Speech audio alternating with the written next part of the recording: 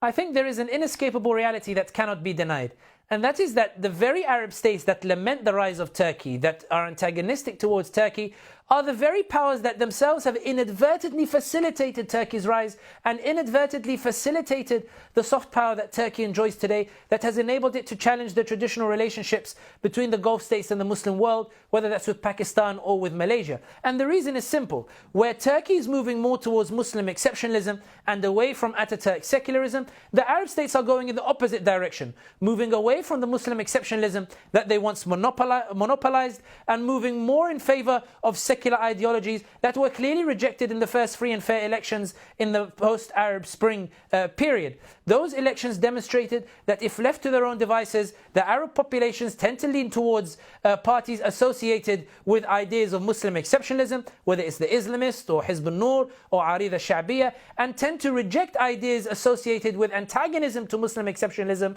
such as the liberal and secular parties that lagged far behind. In other words, Turkey's assumption of this Muslim exceptionalism has enabled Erdogan to fill the vacuum that these Arab states have left. And the crux of the antagonism of the Arab states is that this allows Erdogan and Turkey to resonate with the very populations that these Arab authorities are trying to control in order to push through the secular reforms as part of a wider appeasement program towards the US, towards Europe and the like. And it's important to understand that for the Muslim public, when they see these appeasement policies, billions being spent by Qatar, by Saudi, by UAE, the largest US military base in Qatar, lobbying Israel to lobby on their behalf to Washington. When they compare that to Turkey leveraging its cards against the US, against Europe, against Russia, investing in Turkish companies, building Turkish companies to extract Turkish resources, all in the pursuit of some sort of independence that allows Turkey to decide its own trajectory, when people compare this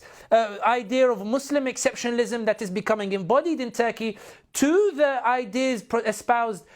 by the Gulf states that have brought the likes of Mariah Carey and Drake concerts and opened relations with Israel, then it doesn't matter if Turkey has an embassy in Israel. Well, the reality is that the resonance with Turkey's Muslim exceptionalism is enough for Turkey to be able to expand in the region at the expense of these Gulf states. And the only realistic way of countering this Turkish expansion for the Arab states is to go back to the Muslim exceptionalism. But the reality is that any U-turn on the trajectory towards secularism that we're currently seeing in the Middle East will result in a clash with Washington, a clash with Europe, and history shows that when there is a clash, Washington in particular is very prone to instigating regime change, even if that means the resulting in assassination of a number of rulers or a number of kings.